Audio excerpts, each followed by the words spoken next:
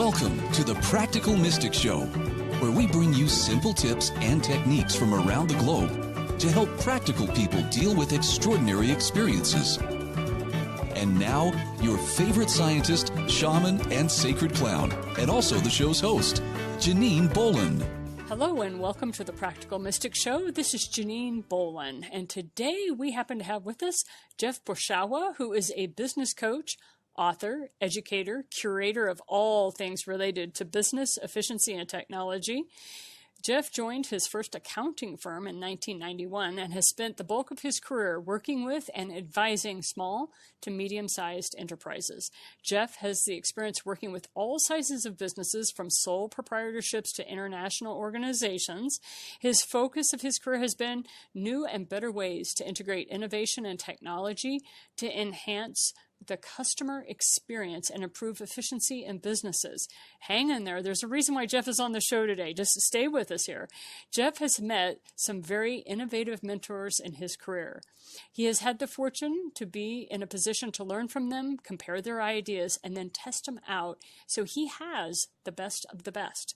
Jeff would love nothing more than to be free business owners from the stress that's created by high volume commodity work and allow them the freedom to pursue the rewarding and personally fulfilling careers that they know they can have. Overall, Jeff's goal is to reduce the hours that are worked by business owners and increase their overall profitability. Wouldn't we all love that? That's that work less and make more money. We all love that. Jeff challenges us to learn more about our businesses so that we can bid on the right kinds of projects and then earn what you're worth. Your education would be your most valued possession. Thank you so much for being with us today, Jeff. Thank you very much for having me, Janine. I'm really excited to have yet another chance to chat with you. So thank you. Me too. I was really excited about this. So I want to let the listeners know you're used to having me having on the show guests that are mystics and psychics and mediums and light workers and all that. The reason why Jeff is on the show is because he is all that, but he labels himself as spiritual but not religious like many people do. And yet at the same time, he likes to integrate the things that help business owners run more efficiently, make more money, while at the same time following their passion. And so on this show, you can go to some of my other podcast shows, the 3-Minute Money Tip, where you'll see an 8-series segment where Jeff takes money issues that business owners have and breaks them down so that you can help you with that. In this show, the reason I had him on the Practical Mystic Show is because so many of you that listen to this broadcast are running your own business. You're reading tarot cards, you have a clinic, you're a light worker, and Jeff is your guy to help you make more money with working less hours. But he also wanted to kind of chat with us a little bit today about this whole authenticity gig and the way that a lot of psychics, a lot of mystics operate in stealth mode because they're trying to fit in. And one of the things he and I were talking about before we got on today was the world has had enough of that. And it's time for you to come out of your proverbial closet. So, Jeff, would you like to describe a little bit more about what we were discussing before I hit the record button? Sure. Well, and again, I think this is a very timely topic. And, for the record, I believe that, we can only, a lot of people have, here's my business over here, here's my life over here.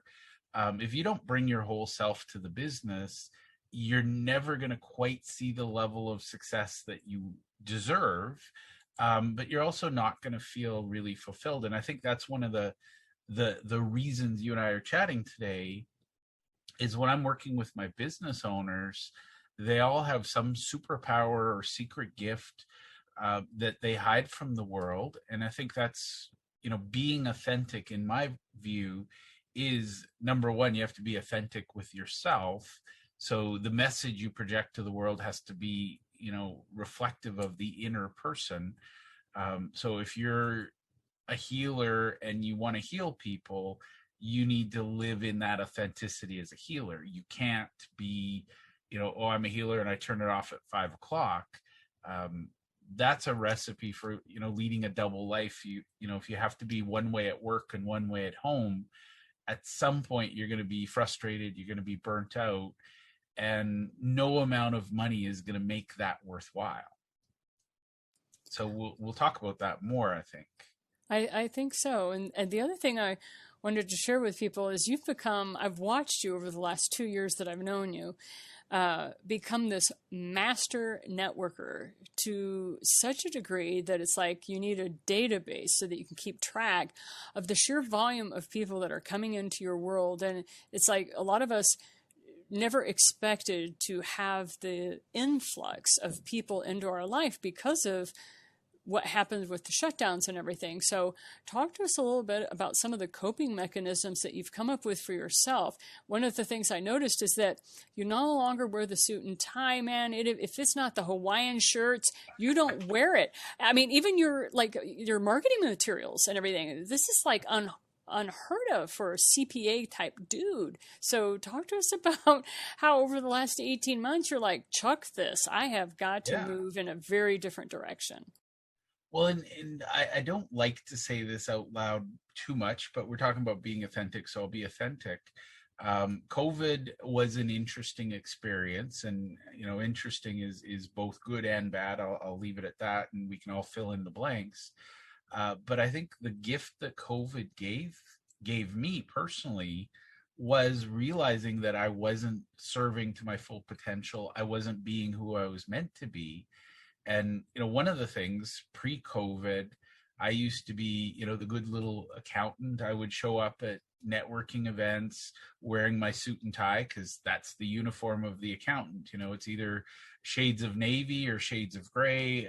There's all these rules about who we had to be.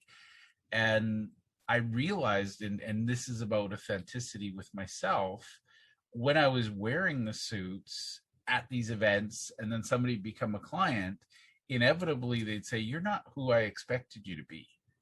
And I really looked at that and said, most people would discard it, but I looked at it and said, there's some wisdom there. And the aha moment for me was they were looking for somebody who was, a little bit stuffier, a little bit more serious. And I'm not that guy. And so it was completely by accident. I thought I'm going to test this out, and the results were phenomenal.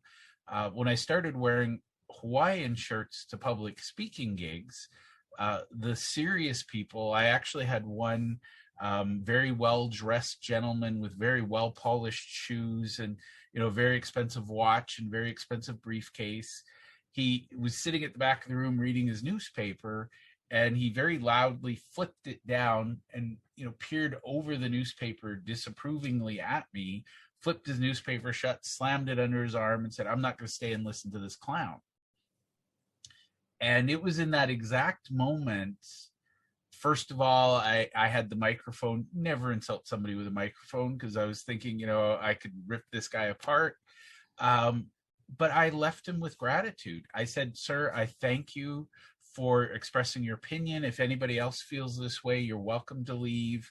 You'll all get a full refund. I wish you the best. I'm sorry I wasted your time. Going forward, I won't." And so that became the aha moment that, people come to me because I'm really laid back. And I've learned that the Hawaiian shirts work because you typically wear loud shirts when you're on vacation. And that's where you typically see them. So, people expect me being authentic. They expect that I'm going to be a little more laid back. And so being able to cater to that a little bit. Yeah. And, it's interesting because I was born and raised in southern Saskatchewan, and I used to wear surfing shirts and board shorts, even when it was minus 40. So even as a kid, I was very much, it's not easy to find beach themed clothes in southern Saskatchewan. No. Canada isn't known for its surfing gear, dude. Yeah. So, we don't have the big shops. Sadly, most of my Hawaiian shirts, and by the way, it's become so authentic, it's part of my family. My kids live for the hunt. They're always on the lookout if they go out, can they find Dad a good Hawaiian shirt? And my wife does that as well. And it's like, okay, stop. I want to move to Hawaii and buy the shirts there. But in the meantime, it does filter out. And I think that's, very important for the practical mystic. If you're watering down your message, and I think maybe this is the next stage of authenticity is, once we're authentic with ourselves, now we need to be authentic with those around us. And, if you're the kind of person who likes to wear certain things or do certain things, um, find ways, don't dive in and find out you're losing all your clients, but, test it and see if it has an impact.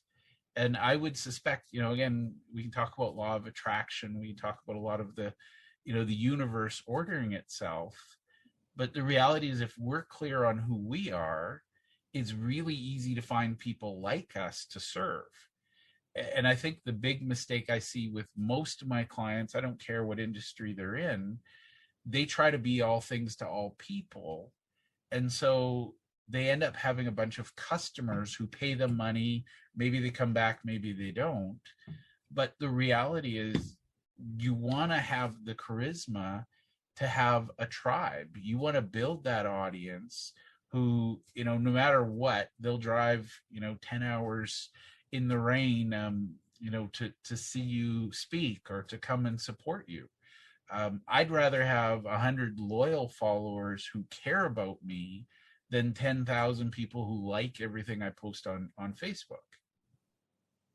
And I think what has happened has been the emphasis on numbers, right? The emphasis on how many people do you have as followers, and are you an influencer? And I've seen this a lot on LinkedIn and not so much on Facebook, but for those of you who have your own business, have your own clinic, there's a lot of pressure to have numbers and it comes down to that, are you worthy? Are you worthy of my time? Are you worthy of this?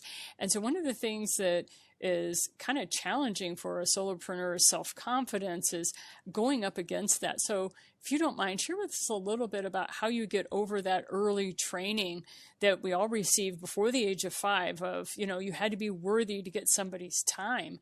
And it goes by a lot of names, but it can really be a buggeroo when it comes to being self-employed. Yeah. And you're telling somebody, look, if you want me to help you, it's going to be $495, my price, $495 for 45 minutes. And people are like, oh my God, I've never paid that much in my life. Well, obviously they're not my demographic, right? But at the same time, I need to have a referral network where I can refer them out. So standing firm in that number, because I've run the numbers, I crunch the numbers, I know what I can offer somebody. So I would love to learn your process, how you stay in that truth for yourself. Well, and I think, that there's a lot to unpack just in that little dialogue. And I think, first of all, yes, we're fighting conditioning from childhood that, and that's sort of one of the things I've worked through as an adult is, does this serve me? We make rules based on assumptions that, quite frankly, at 5, we really don't have the capacity to evaluate it. And that's, I think, a huge thing. We carry that baggage throughout life. So first and foremost, I think the biggest thing is being aware that, we make decisions in our adult life, and most of them are about money, relationships. A lot of it is based on, are we worthy? And by the way, there's a fun little conundrum in this, because if you believe in the ego boosting of building a massive audience, you're actually going to have your negative beliefs reinforced. And what I mean by that is you will always find, if you're focused on how many people are following you, if you reach your goal of 10,000, you're going to find somebody who reached the goal of 100,000 faster than you reached 10,000. So you're going to find all of this evidence to limit your value in your mind. So that's one of the things I find it's ironic when we chase the ego numbers that actually don't mean anything. We actually go back to that 5-year-old version of ourselves And we say, see, you weren't worthy. Now the irony, and this is where I've probably seen my life explode in the last year. I decided I wanted to be a giver. I decided I wanted to be part of that, and I realized I believe in abundance when it comes to money. Whenever I need it, it's there. But I had a scarcity mindset around time.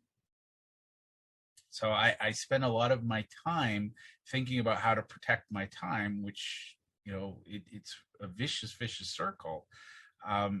But when you get into those places, it reinforces the negatives from your childhood.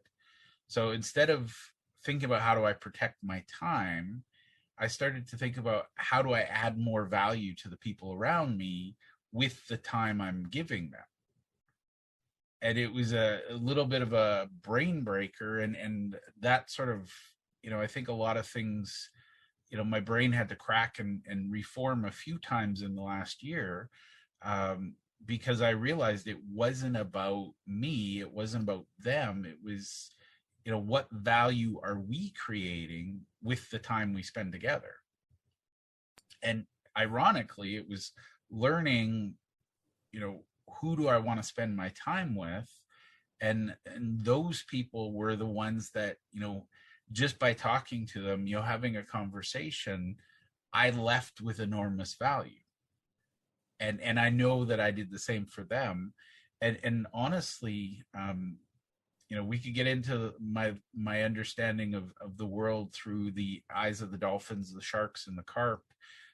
That might be a fun little tangent for another day, but basically, when you recognize who you are and who you want to serve, you can tailor how you serve them to meet them where they are. And I think that's, another mistake a lot of people make in business is they try to meet everybody, at exactly where they are, which is a recipe for failure. Instead, you need to have like little bus stops and have people ready for you at that stop. So do you mind giving us an example of what you mean by that? You're very good with the metaphors, but how does that work for a solopreneur that maybe, does readings for people or helps people? Yeah. Mm-hmm. Well, so again, a lot of businesses, they sort of, so I won't go into the full metaphor, but I have one about the river of business. And a lot of solopreneurs, they literally stand on the shore of the river and say, you present me with a hungry fish who asks for my particular bait, I will then throw the hook in the river. That is a recipe for disaster, because it's just literally dumb luck that you find somebody. Whereas with the bus stop analogy, so let's say somebody is an energy healer, the first barrier is that somebody has to believe that they can be cured or healed by energy. So if you're trying to appeal to the broad population, all you're going to hear is the 97% of the population. By the way, this applies to any business. 97% don't actively care about you at that moment. Only 3% of a population need what you offer at an exact moment in time. So the thing is, if you're being a healer and you're standing out there shouting to the world, I can heal you, you're going to get 97% of the population telling you to shut up and be quiet because you're annoying them. 3% are saying, what was that? I couldn't hear that. So I think the practical thing, a lot of people make the mistake of shouting and trying to shout louder than their competitors, trying to shout loudly. But the secret, if you're a healer, you need to whisper in the 3%. You need to whisper in their ear and say, I can help you. And I think that's the mistake most people make, is draining all of this energy, fighting the 97%. And by the way, of a population, there's 30% that no matter what you do will never work with you. They don't like your hair color. They don't like your eye color. They don't like your accent. There's 30% that will say no matter what you offer them. And a lot of people try to get to those 30%. You're wasting your time and energy. So there's 3% that need you right now. there's 7% that are thinking about needing you, and then there's 30% that one day will need you. I'll give you a practical example. If you're a minivan salesperson, you are not going to reach the newly married young couple who has the convertible and, you know, the little purse dog. They're not going to want to buy your minivan. They're at that moment in the vast majority of people who don't care. Now, when somebody is pregnant or looking to get pregnant, they start to look at, you know, and we were in this boat, we had a nice little fuel efficient car. And then all of a sudden, oh, we're having kids. Well, guess what? Is it minivan or SUV? We chose a hybrid SUV because it was good on gas, but, you know, I just couldn't bear to bring myself to buy a minivan. So I'm one of those 30% that over my dead body, I will never buy a minivan. I understand. So the reality is, and this is where the magic comes in. If you're a minivan salesperson, you want to hang out where new or soon to be parents would hang out. You want to be in front of them at, you know, baby fairs, baby furniture stores. So if you're a healer, you know, and again, I'm guessing there's a conflict between healing and religion in some scenarios. You're wasting your breath going in and saying, I can heal you with energy, you know, in the Bible Belt, for example, maybe. But just as an example, yeah.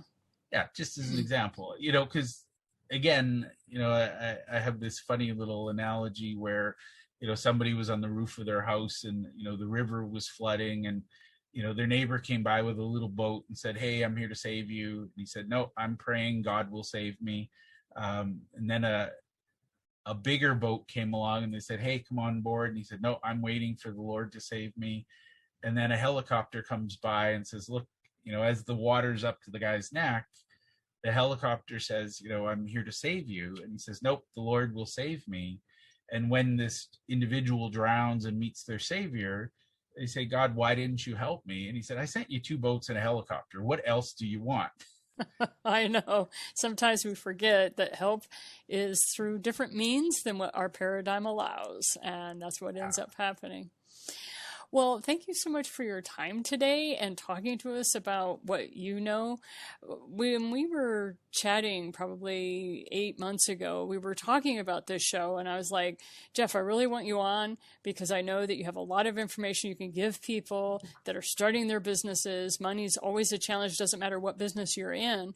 Where can people go to learn more about you, how you help business owners with mini money management? You have several different